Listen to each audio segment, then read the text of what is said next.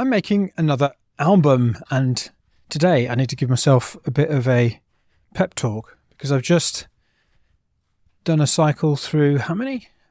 6, I think, of the songs on my album, and they're cycling through release, so I'm preparing them for release, and I'm feeling a bit about it because some of them are in pretty good shape, but there's a few which I'm kind of second guessing myself on. I mean, I did, the sessions went relatively well because I kind of followed my process and just went through it, but there's this voice in my head that's just saying, is this like the worst thing ever? Is this, what on earth is this? Is this just incredibly embarrassing? Like that piece, that the song that I sang with my friend, and he recorded it, which was just unutterably atrocious, and partially responsible for me not singing for the rest of my life since that moment until now. So that particular dragon seems not to have been completely destroyed today, because I'm like, oh no. But I think what I need to do and what I need to focus on is the difference between the situation now and, for instance, the situation as it was when I've been making any of my other albums. I mean, if I talk about the second album I made back in 2008, which was called Songs Without Words, and I got an advance from Ohm Records, so they gave me money before the album to make the album, and I can't exactly remember how long it took me, but it was like, full time every single day, like long days and nights in my studio down in my garden in London, like really full on for probably 6 to 8 months. And what came out of it at the end of it wasn't, to be honest, as an album, it wasn't great. There were some okay bits on it, but it just like listening to it now, it's all over the place. I obviously just completely lost all ability to see it clearly. And if I compare that, literally my whole life, this was before I had kids, but my whole life at that point was about making the album. I don't think I did that many gigs around then, and I was just totally focused on the album, very long days, 12-hour days. And if I could, and obviously not only my whole life, but also Sally's life as well. It was kind of imposed on her as well. And it was really striking the other day.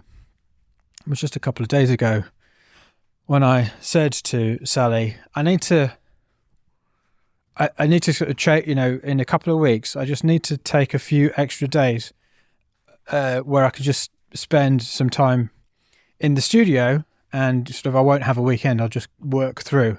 And then the following week, I'll have some time off because I'm finishing this album and I just want to make sure that, I've got a bit of extra time. And she was like, oh, I didn't remember you were finishing an album. And I was like, blimey, if you compare that to any of the others, like album 1, 2, 3, or 4, and 4 was the one that I made almost immediately after I came back to making music in 2018. But even that one, they were like, what's the word? Sort of like nuclear explosions in our life. Everything stopped. And I was just completely focused on that. And whereas this one, which I've been making for the last 3.5 months at this point, she didn't even notice. And so what's the reason for that? I think the reason for that is the music machine, and also the fact that I'm doing this, that I'm doing it in public, and also doing it with a group of other people in the Make an Album with Mike program. It's just been so much easier to stay the course and do it in little bits of time here and there, really.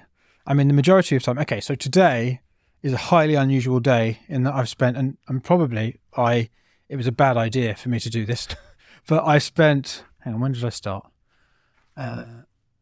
So yeah, I've spent the last 4 hours cycling through 6 tracks, and or maybe it's 7. I can't remember. Anyway, cycling through 6 tracks, so pretty short sessions on each one, and that's highly unusual for me to have a 4-hour session on this album. In fact, I can't remember having done a single 4-hour session on this album at all throughout the making of this album. And I've stopped now for the day. I've got to do some other things, but that is, I mean, usually I've been making this album in, half an hour here, 20 minutes there, maybe an hour in at this other time. So it's like maximum of 1, occasionally 2 hours, and today is an outlier, a kind of 4-hour session on multiple different tracks. And what I've found is that this, it makes sense really, doesn't it? If you're doing it in amongst your life, yeah, there are some downsides. It's like you can't really get into it and lose yourself in it. But in another sense, by definition, you're staying objective because it's in your life. You're doing it here and there. And it is interesting how I needed a pep talk for the first time on the very day that I did my longest session. Now, I don't know. I mean, there's not enough data, if you like. There's not enough evidence here, because it's just one example. But there's not enough evidence to suggest that this is necessarily as a result of doing a 4-hour session. Maybe it's just the way I'm feeling. But I don't remember feeling like that at the start of this session. I mean, I certainly didn't feel like it at the start of this session. But then again, it could be because the tracks that I ended up with, which are the end of the album, I do feel less certain about in general anyway. So it could be that too. But I have a feeling that the longer sessions go, or the longer that you make music, the more that you end up second guessing yourself. I mean, that kind of makes sense just in general, particularly if you're a solo musician making music yourself. And I mean, I've certainly found that the amount of progress I'm making in very little time by doing it here and there it's almost like you don't really notice what's going on. And certainly the people around you don't notice what's going on either. So I think what I'm going to do with this podcast right now, because obviously I'm really up against it. It's how many weeks? A couple of weeks left.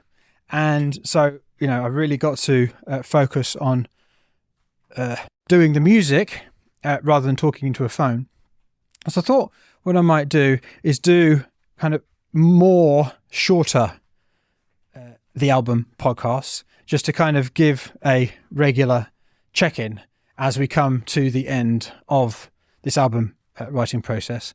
Because I think, it's what I'm doing with the sessions as well, because the shorter the session, the easier it is to do.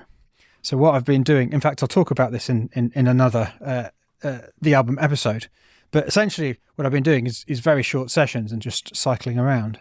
And what that means is that there's a lot less of a barrier to doing it. So I'm going to use that same approach with this, the album podcast for the next few episodes as I get to the end, and do shorter episodes where I just kind of fill you in on maybe an insight I've had, or how it's going and what I'm doing, because I need to focus on the album. But of course, at the same time, I really do want to keep this up and let you know how it's going, and that I haven't completely lost my marbles. So with all that said, I am going to stop talking about making an album, and I'm going to continue making one.